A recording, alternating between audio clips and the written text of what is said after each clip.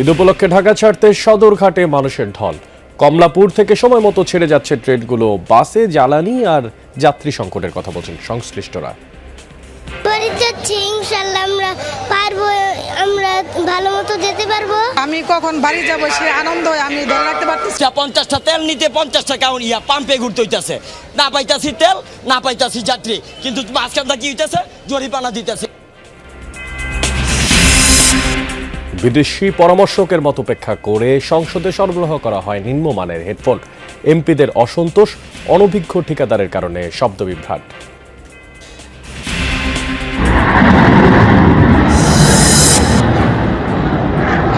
Hormuz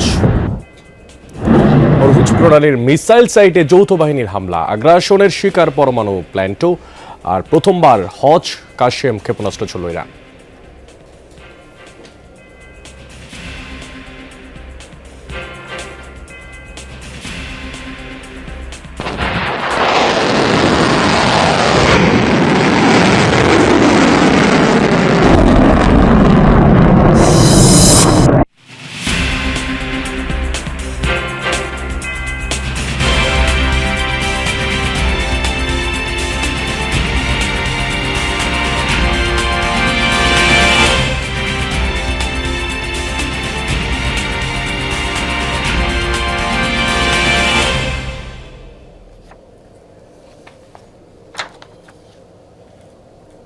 সবাইকে আমন্ত্রণ জানাচ্ছি যমুনা নিউজে। আপনাদের সঙ্গে আছে আমি মশিউর। অনেক এতক্ষণ শিরোনাম দেখছিলেন, এবার দেখবেন বিস্তারিত। ঈদের ছুটির দ্বিতীয় দিন আজ পরিবার প্রিয়জনের সাথে ঈদ উদযাপনে রেল, সড়ক ও নৌপথে ঢাকা ছাড়ছেন ঘরমুখী মানুষ। ভোররাত থেকেই লঞ্চ টার্মিনালে ছিল যাত্রীদের ভিড়। ভোর 6টার প্রথম লঞ্চে যেন নির্বিঘ্নে যাত্রা করতে পারেন সেজন্য অনেকেই মাঝরাতে অবস্থান নেন সদরঘাটে। ঈদ উপলক্ষে লঞ্চের সময়সূচিতেও আনা হয়েছে পরিবর্তন। আর যাত্রীতে পরিপূর্ণ হলেই ছেড়ে যাচ্ছে নৌযানগুলো। বাড়তি চাপ সামাল দিতে হিমশিম খাচ্ছেন পরিবহন সংশ্লিষ্টরা। যাত্রীরা বলছেন কিছুটা কষ্ট হলেও পরিবারের সাথে ঈদ উদযাপনে স্বস্তির।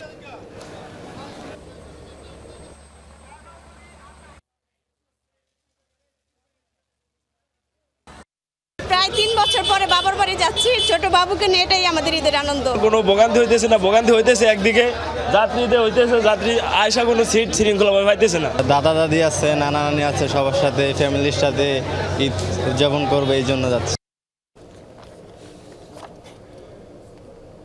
কমলাপুর রেলওয়ে স্টেশনেও বেড়েছে ঘরমুখী মানুষের চাপ। আজ আন্তনগর ও কমিউটার ট্রেন মিলিয়ে মোট 60টি ট্রেন ছেড়ে যাবে।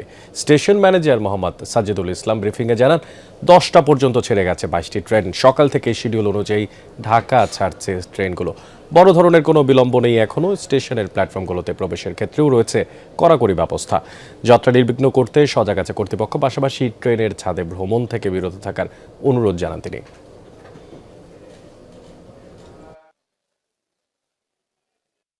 বাবা মার সাথে ঈদ করতে যাচ্ছি, কষ্ট করেই যেতে হবে, সিট পাই না, দাঁড়ায় দাঁড়ায়। অন্য সময় আমি 18-20 মিনিটের বাড়িতে চলে যাই, এবার একটু দেরি করে যাচ্ছি। আমি কখন বাড়ি যাব সে আনন্দ আমি ধরে রাখতে পারতেছি। আজকে ঢাকা থেকে বিভিন্ন গন্তব্যে 44টি আন্তনগর ট্রেন ছেড়ে যাবে। এছাড়া অন্যান্য মেল, কমিউটার এবং লোকাল ট্রেন সব মিলে 60টি ট্রেন বিভিন্ন গন্তব্যে ছেড়ে যাবে। এবার ঈদ যাত্রার খবর। এদিকে সড়ক পথে অন্যান্য বারের তুলনামূলক স্বস্তির চিত্র দেখা গেছে। রাজধানীর বিভিন্ন বাস টার্মিনাল থেকে নির্ধারিত সময়ে ছেড়ে যাচ্ছে দূরপাল্লার যানবাহন। এতে যাত্রীদের মধ্যেও দেখা গেছে স্বস্তির ছাপ। এদিকে টিকিট সংগ্রহ নিয়ে কিছুটা অভিযোগ থাকলেও দীর্ঘ অপেক্ষার পর বাড়ির পথে রওনা হতে পেরে খুশি যাত্রীরা। এছাড়া কাউন্টারেও মিলছে টিকিট। চালকরা জানালেন, এখন পর্যন্ত সড়কে যানজটের দেখা মেলেনি। ভোগান্তি ছাড়াই গন্তব্যে পৌঁছানো যাচ্ছে। সব মিলিয়ে বাসে করে ঢাকা ছাড়া স্বস্তির হচ্ছে বলে জানান যাত্রী চালকরা।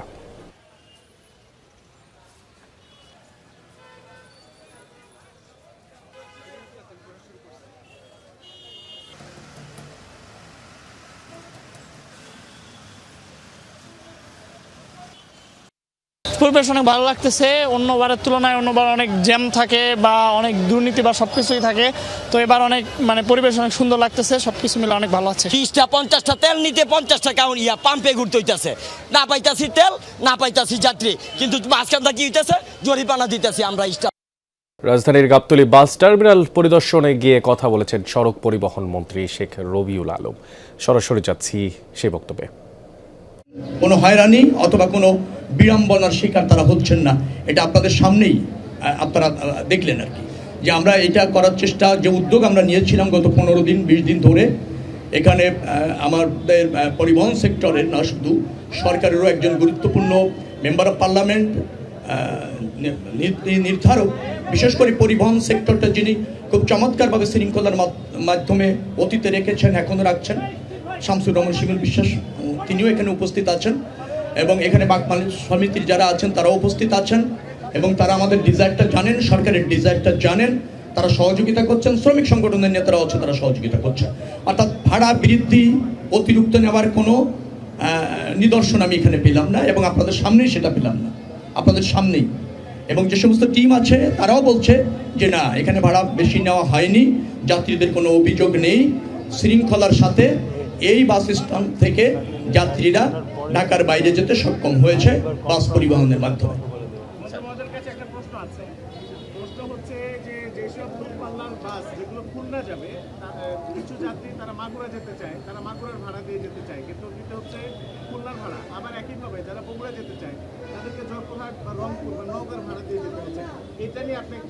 না না, এটা একেবারে ন্যায্য। আমি আপনাকে বলি, যেহেতু গাড়িটি তো মাঝপথে যাবে না, গাড়িটির ভাড়া নির্ধারণ, ফুয়েল সবই নির্ধারণ করা হয়েছে খুলনার জন্য। তার যে কস্টিং বা তার ব্যয়, খুলনা যাওয়ার ব্যয় নির্ধারণ করে ভাড়াটা নির্ধারণ করেছে। এখন যে গাড়িটি খুলনা যাবে, আপনি যদি মাঝপথে নেমে যান, নেমে যদি অর্ধেক ভাড়া দিতে চান, তাহলে ওই যে অর্ধেক ভাড়া বিবেচনা করে ভাড়া নির্ধারণটা হয়নি। যেহেতু তার রুটটা হচ্ছে গাবতলী থেকে সরাসরি খুলনা, তার ব্যয়টাও খুলনাগামী একটা গাড়ির জন্য যা থাকে, যার ফলে টিকিটেও তাকে সেই ভাড়াটা নিতে হচ্ছে। অনেক সময় অনেক যাত্রী তার যে গন্তব্য, সেখানে যাওয়ার পথে যে মাঝপথে গন্তব্য, সেখানে হয়তো অ্যাভেলেবেল টিকিট না থাকার ফলে অথবা অ্যাভেলেবেল বাস না থাকার ফলে তিনি হয়তো স্বেচ্ছায় ওই গন্তব্যে যাওয়ার জন্য ওই টিকিটটা কেটেছেন। নগরবাসীর ঈদযাত্রার খবরাখবর এবার জানবো আমাদের সহকর্মীদের মাধ্যমে। প্রথমে যাচ্ছি রিয়াজ রায়হানের কাছে, তিনি আছেন সদরঘাটে। রিয়াজ, আপনার সাথে সকালে যখন কথা হচ্ছিল তখন বলছিলেন যে আসলে ঈদের যে যাত্রীরা তারা লঞ্চে আসছেন এবং লঞ্চ ভরে গেলে লঞ্চ ছেড়ে যাচ্ছে, তো জানতে চাই এই মুহূর্তে আসলে সদরঘাটের পরিস্থিতি কি, আর কোনো ভিন্ন কিছু দেখতে পাচ্ছেন কিনা? বিশেষ করে জিপার গোডাউনে অগ্নিকাণ্ডের খবর মিলেছিল, সেইখানেই বা কি অবস্থা? অগ্নিকাণ্ডের খবর আসলে এটি খুবই ছোট একটি অগ্নিকাণ্ড ছিল, অর্থাৎ একটি জিপার কারখানা ছিল, সেখানে বৈদ্যুতিক শর্ট সার্কিট ধারণা করা হচ্ছে, আগুন লেগেছিল এবং সেটি বলতে গেলে ফায়ার সার্ভিস যাওয়ার আগে নিভিয়ে ফেলা হয়েছে। তবে যদিও ফায়ার সার্ভিস গিয়ে পরে সম্পূর্ণ নির্বাপন করেছে। আর যাত্রীর যদি খবর বলি, যাত্রীরা এখন আসছে, মোটামুটি দক্ষিণাঞ্চলগামী মানুষের যে স্রোত সেটি চলছেই, এবং আগামীকাল সন্ধ্যা পর্যন্ত সেই স্রোত চলবে। কারণ মূলত আমরা যদি দেখি যে 29 রোজা পর্যন্ত, 29 রোজায় সবচেয়ে বেশি মানুষ দক্ষিণাঞ্চলগামী এই লঞ্চ দিয়ে যাতায়াত করে থাকে।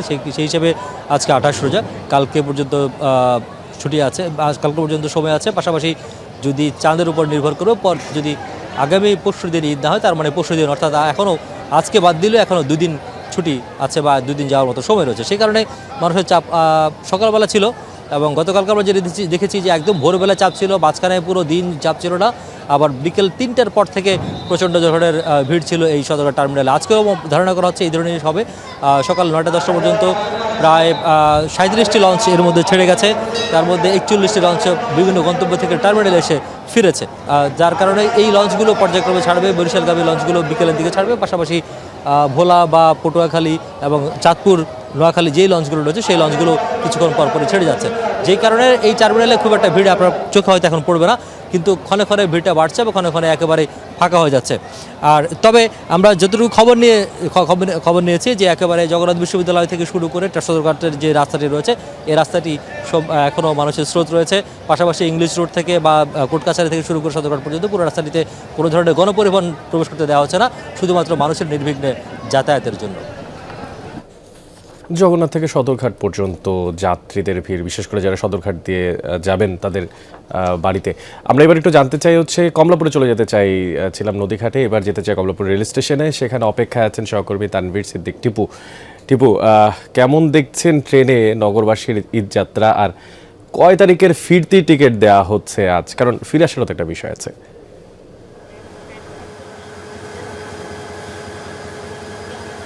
সকাল থেকে যেমনটি জানাচ্ছিলাম যে বেশ স্বস্তির সাথেই কিন্তু নগরবাসী তাদের ঈদ যাত্রা করছেন, এবং এখন পর্যন্ত আমাদের হাতে যে তথ্য রয়েছে যে সবশেষ 23টি ট্রেন কমলাপুর রেল স্টেশন ছেড়ে গিয়েছে, এবং আজ সারাদিনে সকাল থেকে রাত পর্যন্ত মোট 60টি ট্রেন কমিউটার সহ 7টি ট্রেন এখান থেকে ছেড়ে যাবে বলে যিনি স্টেশন ম্যানেজার আছেন তিনি কিছুক্ষণ আমাদেরকে জানিয়েছেন। এবং তিনি কিন্তু এটিও বলেছেন যে এই ঈদ যাত্রা যেন নির্বিঘ্ন করা যায় সেটির জন্য তারা সচেষ্ট রয়েছেন, এবং সেই লক্ষ্যে তারা কাজ করে যাচ্ছেন, সর্বদা তার টিম কাজ করে যাচ্ছে, এমনটি কিন্তু তিনি জানিয়েছেন। আমরাও যেমনটি দেখেছি যে প্রবেশ মুখ রয়েছে সেই প্রবেশ মুখে যাত্রীরা একেবারেই যাচাই বাছাই করে তাদের টিকিট দেখে তারপরেই যাত্রীদেরকে ভিতরে প্রবেশ করতে দেয়া হচ্ছে, এবং বিভিন্ন জায়গায় যারা রেলওয়ে নিরাপত্তা বাহিনীর সদস্য রয়েছেন, যারা পুলিশ রয়েছেন, সবাই কিন্তু দায়িত্ব পালন করার চেষ্টা করছেন। এবং ট্রেনগুলো সকাল থেকেই যে ট্রেনের আসলে যখন শিডিউল সেই সময়ই কিন্তু ট্রেনগুলো ছেড়ে যাচ্ছে, 1 মিনিট বা 2 মিনিট আগে পরে হয়তো ট্রেনগুলো ছেড়ে যাচ্ছে, এবং সকাল থেকে এখন পর্যন্ত 2-1টি ট্রেনে সর্বোচ্চ 15 থেকে 20 মিনিটের একটি বিলম্ব ঘটেছে। এছাড়া মোটামুটি সবগুলো ট্রেনই সময় মতো ছেড়ে গিয়েছে, এবং বাকি যে ট্রেনগুলো সারাদিনে যাওয়ার কথা সেগুলো সময় মতো ছেড়ে যাবে বলেই কিন্তু স্টেশন ম্যানেজার আমাদেরকে নিশ্চিত করেছেন। অনেক আমাদের সঙ্গে টিপু যুক্ত ছিলেন ঠিক কমলাপুর রেলওয়ে স্টেশন থেকে। এবার ঢাকা চট্টগ্রাম মহাসড়কের কুমিল্লা অংশের পরিস্থিতি জানবো। সেখানে আছেন সহকর্মী খোকন চৌধুরী। খোকন, সড়কে যানবাহনের চাপ কেমনটা দেখতে পাচ্ছেন? বিশেষ করে ঢাকা থেকে যারা চট্টগ্রামে যাবেন, কুমিল্লা তো একটা মধ্যবর্তী অংশ, সেখানে যানজটের পরিস্থিতির ব্যাপারটা আসলে আপনার মাধ্যমে জানতে চাই।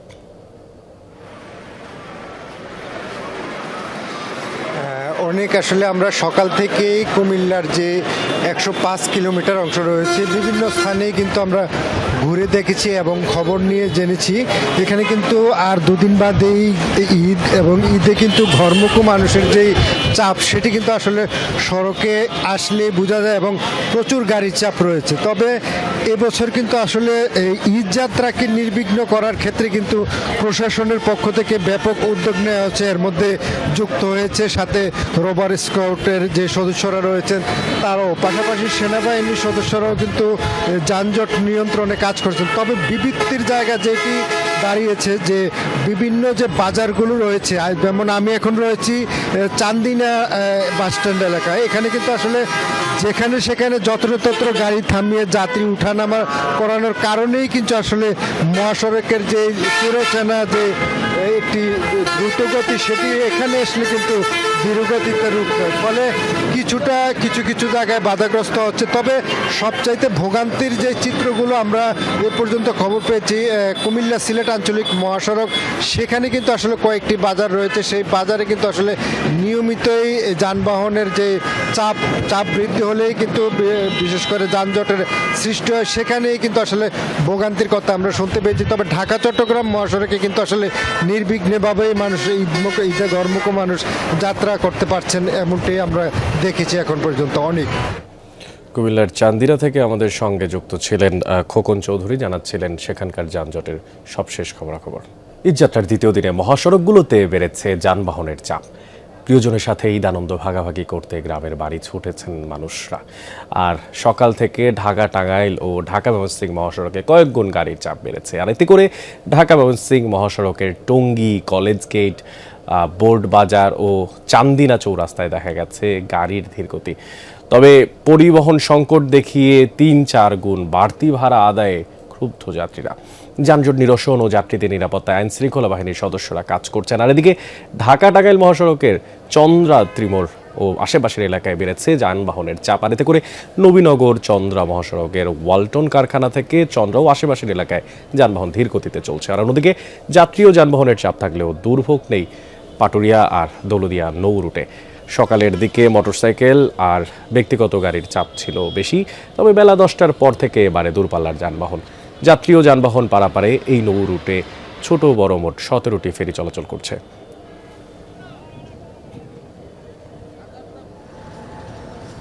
এদিকে ঈদযাত্রা সহজ করতে এবং সদরঘাটে যাত্রীদের বাড়তি চাপ কমাতে নারায়ণগঞ্জের রূপগঞ্জে কাঞ্চন সেতু সংলগ্ন শিমুলিয়া ট্যুরিস্ট ঘাট থেকে চালু হয়েছে বিশেষ লঞ্চ সার্ভিস।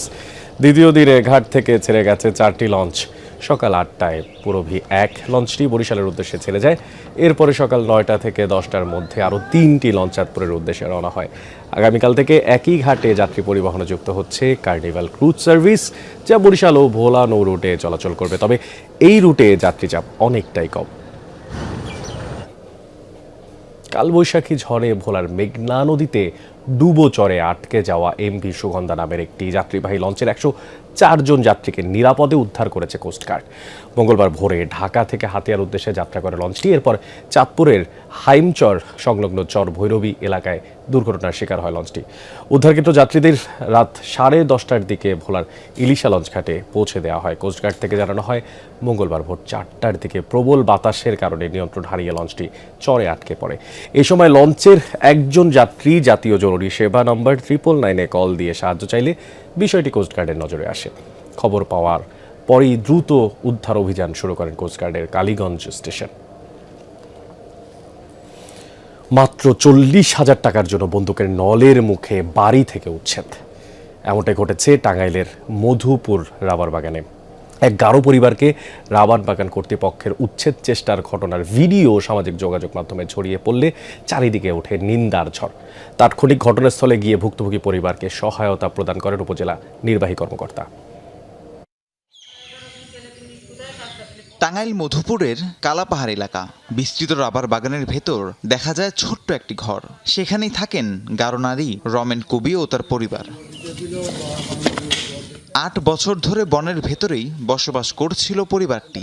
ধীরে ধীরে পরিবারের সদস্য সংখ্যা বৃদ্ধি পাওয়ায় নতুন ঘর বানানোর প্রয়োজন দেখা দেয়।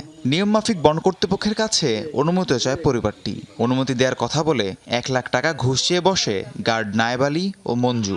60,000 টাকা পরিশোধ করে ভুক্তভোগী পরিবার।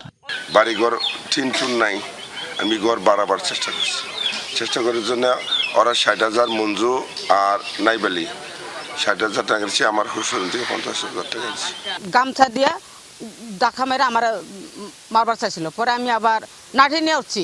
হ্যাঁ, তুমি করে কে হুকুম দিছে, কে তুমি করে এত এত পাওয়ার দিছে। পরিবারের অভিযোগ, 40,000 টাকা বাকি থাকায় বনের লোকেরা এসে উচ্ছেদের চেষ্টা করে। যদিও টাকা নেওয়ার বিষয়টি পুরোপুরি অস্বীকার করলেন রাবার বাগানের ব্যবস্থাপক।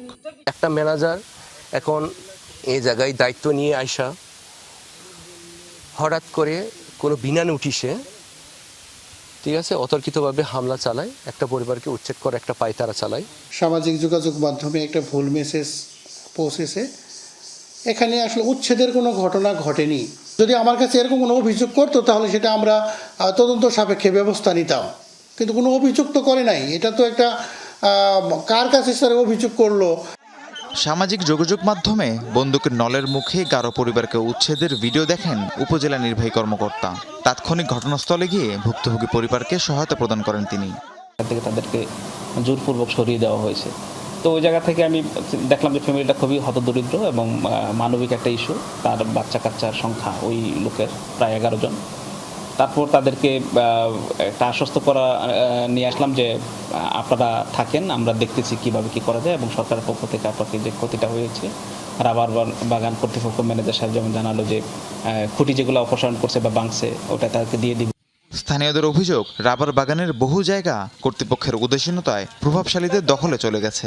অসহায় পরিবারের দিকে বন্দুকের নল তাক না করে বেহাত হওয়া জমি উদ্ধারে কঠোর হবার দাবি সচেতন মহলের। রাহিম সারোয়ার, যমুনা নিউজ।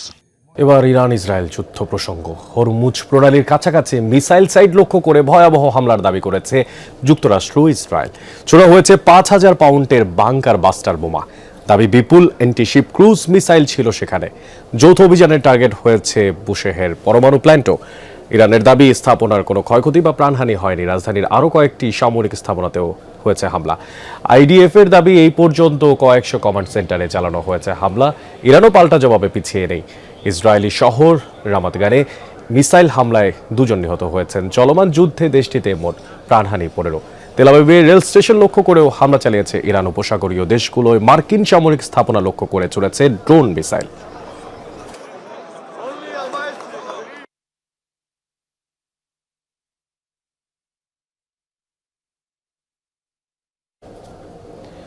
লেবাননের রাজধানী সহ দক্ষিণাঞ্চলে ভয়াবহ তাণ্ডব চালাচ্ছে ইসরায়েল। বৈরুতে নিহত হয়েছে কমপক্ষে 6 জন, আহত 24 জন। বুধবার ভোররাত থেকে মুহুর্মুহু বোমা বর্ষণ চলছে একের পর এক এলাকায়। ব্যাপক বিস্ফোরণের আওয়াজ পাওয়া গেছে। রাজধানীর কেন্দ্রে একাধিক ভবনে হয়েছে হামলা। আল আগবিয়া, কেনারিত এবং সিডন শহরেও হয়েছে বড় ধরনের হামলা। এর আগে জোরপূর্বক উচ্ছেদের নির্দেশনা দেওয়া হয় অঞ্চলগুলোতে। ফিলিস্তিনি শরণার্থী শিবির থেকে সরে যেতে বলা হয় বাসিন্দাদের। হামলার জবাবে ইসরায়েলের উত্তরাঞ্চলে বিপুল সংখ্যক রকেট ছুড়েছে হিজবুল্লাহ গোষ্ঠী। দুই পক্ষের সংঘাতে রণক্ষেত্র সীমান্ত এলাকা। লেবাননে ইসরায়েলের হামলায় প্রাণহানি বেড়ে দাঁড়িয়েছে 900।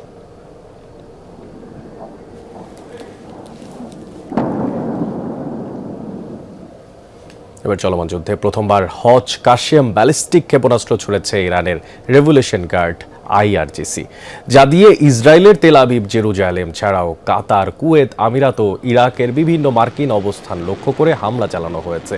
মূলত সলিড ফুয়েল চালিত মাঝারি প্লাটার ব্যালিস্টিক মিসাইল এটি, যা ট্রাকে বহনে সক্ষম মোবাইল লঞ্চার থেকে ছোড়া যায়। ক্ষেপণাস্ত্রটির আনুমানিক পাল্লা 1500 কিলোমিটার, যা শত্রুপক্ষের সবচেয়ে সুরক্ষিত স্থাপনাগুলোতেও হামলার জন্য বানানো।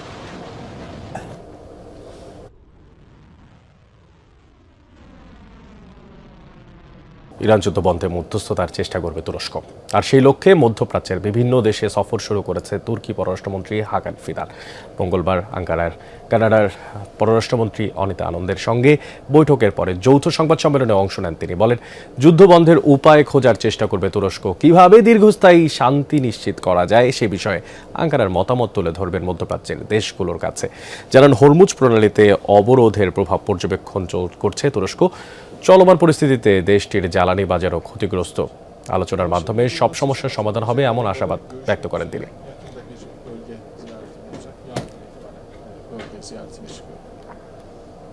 দর্শক, এই ছিল যমুনা নিউজ।